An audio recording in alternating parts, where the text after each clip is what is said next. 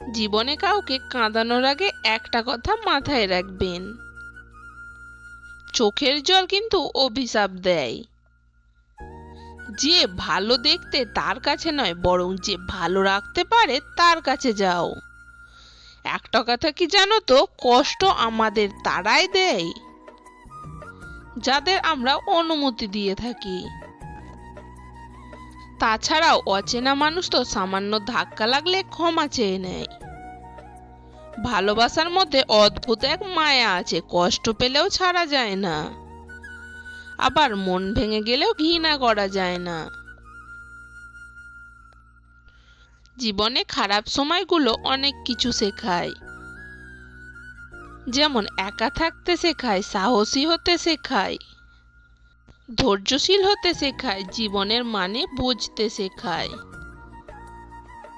পরিস্থিতিকে মানিয়ে নিতে শেখায়, শক্তিশালী হতে শেখায়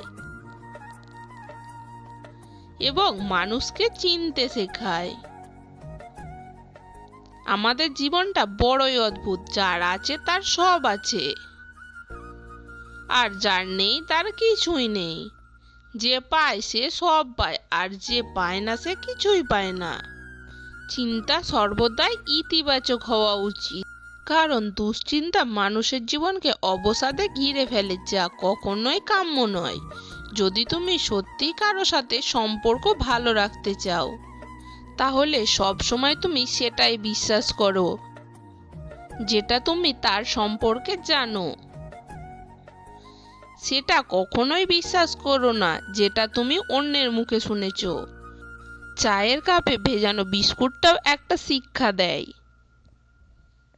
কারো প্রতি এতটাও ডুবে যেও না যে তোমাকে ভেঙে পড়তে হয়।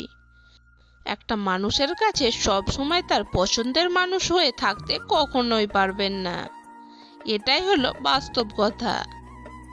সময়ের সাথে সাথে মানুষ বদলায়, মানুষের ভালো লাগা বদলায়, মানুষের চিন্তা ভাবনাগুলোও বদলে যায়।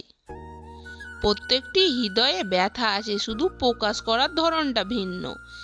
চিতা এবং চিন্তা দুটোই একই প্রকার, তবে চিতা অপেক্ষাকৃত শ্রেয়, যা একেবারেই মানুষকে পুড়িয়ে মারে, আর চিন্তা সারা জীবন ধরে জ্বালায়। যে ব্যক্তির মহৎ চিন্তা ভাবনাই হলো নিত্যদিনের সাথী, সে কখনো নিসঙ্গতায় ভোগে না। যে সব সময় পাপ চিন্তা করে, পাপ তার কাছে এসে ধরা দেয়। যদি ভিডিওটি ভালো লাগে, লাইক, কমেন্ট, শেয়ার এবং চ্যানেলটি সাবস্ক্রাইব করে দেবেন।